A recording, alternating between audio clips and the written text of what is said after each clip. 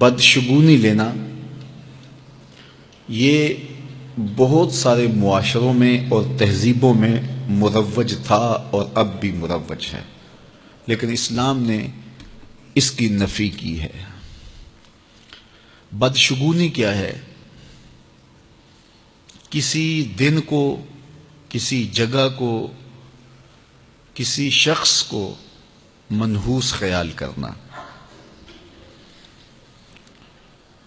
بعض لوگ جانوروں کے بولنے سے بدشگونی لیتے ہیں کہ الو بول پڑا ہے تو یہ کام ہم نے نہیں کرنا، بلی نے راستہ کاٹ دیا ہے تو یہ کام ہم نے نہیں کرنا۔ اسی طرح بعض اشخاص کو منحوس خیال کیا جاتا ہے کہ بعض لوگ منحوس ہیں۔ عموماً بعض خاندانوں کے اندر کسی عورت کو منحوس خیال کر لیا جاتا ہے اور پورے خاندان کے لوگ اس کے بارے میں یہ رائے قائم کر لیتے ہیں کہ یہ منحوسہ ہے، اور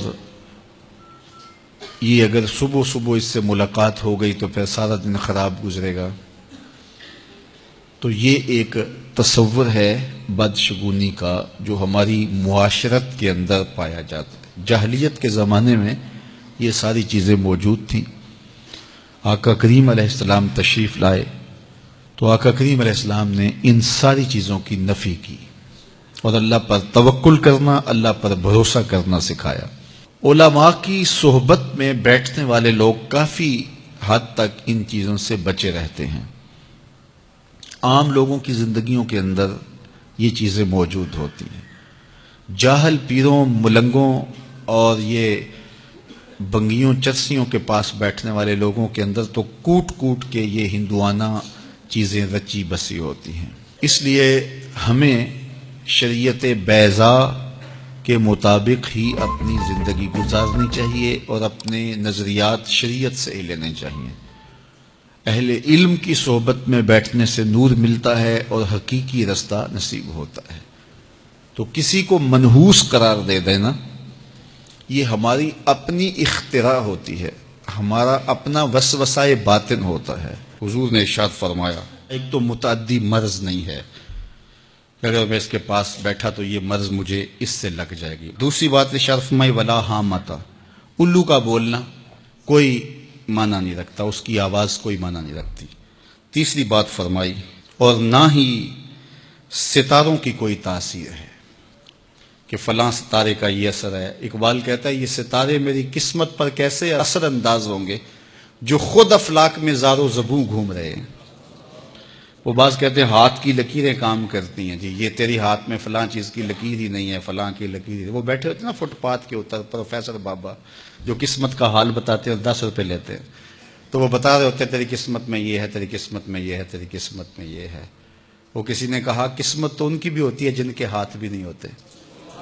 تو یہ لکیروں میں قسمت کو تلاش نہیں کیا جا سکتا۔ جب بچہ شکم مادر میں 120 دن کا ہوتا ہے، صحیح حدیث میں آتا ہے، فرشتہ اس کی عمر بھی لکھ جاتا ہے، اس کا رزق بھی لکھ جاتا ہے، اس کا شقی و سعید بھی ہونا لکھ جاتا ہے۔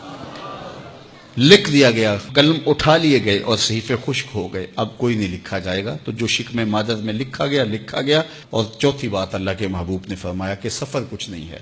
یعنی کچھ لوگ کہتے ہیں یہ جو سفر کا مہینہ ہے یہ بہت ہی سخت مہینہ ہوتا ہے اور ان دنوں کے اندر سفر نہیں کرنا چاہیے، ان دنوں کے اندر شادی نہیں کرنی چاہیے، ان دنوں کے اندر اگر شادی کی جائے تو وہ شادی کامیاب نہیں ہوتی، اس لیے کہ یہ مہینہ منحوس ہے۔ میں آپ کو بتاتا ہوں کہ اس سفر کے مہینے میں سیدنا علی کی شادی حضرت سیدہ فاطمہ سے ہوئی ہے۔ بتاؤ اس سے کامیاب کوئی شادی ہو سکتی ہے؟ کوئی کہتے ہیں جی اس مہینے میں اگر شادی ہو تو اولاد نہیں ہوتی۔ حضرت علی اور سیدہ فاطمہ کی شادی ہوئی ہے، حسن اور حسین پیدا ہوئے ہیں، ایسے کوئی بیٹے تو لاؤ زمانے میں۔ حضرت زینب رضی اللہ تعالی عنہا اور حضور کی شادی ماہ صفر المظفر میں ہوئی ہے۔ اس لیے ہمارے علماء اس کو خالی سفر کا مہینہ بولنے کے بجائے صفر الخیر یا صفر المظفر کے نام سے پکارتے ہیں، یعنی کامیابی کا مہینہ، خیر کا مہینہ۔ تو یہ محض لوگوں کی اختراعات ہیں، تو جس طرح باقی مہینوں میں شادی کرنے میں کوئی حرج نہیں، تو سفر کے مہینے میں بھی شادی کرنے میں کوئی حرج نہیں۔ آقا کریم نے فرمایا یہ بدشگونی لینا یہ شرک ہے، اللہ کے توکل کے منافی بات ہے۔ اس لیے جاہل لوگوں کا کام ہے کہ لوگوں کو اوہام میں وسوسوں میں مبتلا رکھیں، ضعیف الاعتقادی قائم رہے تاکہ کچھ لوگوں کا کام چلتا رہے، لیکن اللہ کے محبوب جو دین لے کر آئے اس میں اس کو علامت شرک بتایا گیا۔ یہ جو بدشگونی ہے یہ فرمایا تمہارے اندر کا وسوسہ ہے، اور جب کوئی بندہ اندر سے ضعیف الاعتقاد ہوتا ہے تو پھر یہ چیزیں اسے پیش آتی رہتی ہیں، اس کو یہ سمجھتا ہے ہاں اسی وجہ سے ہو رہا ہے۔ تو یہ چیزیں انسان کی زندگی پر بہت زیادہ اثر انداز ہوتی۔ اللہ مجھے آپ کو اپنی رحمتوں کے حصار میں رکھے۔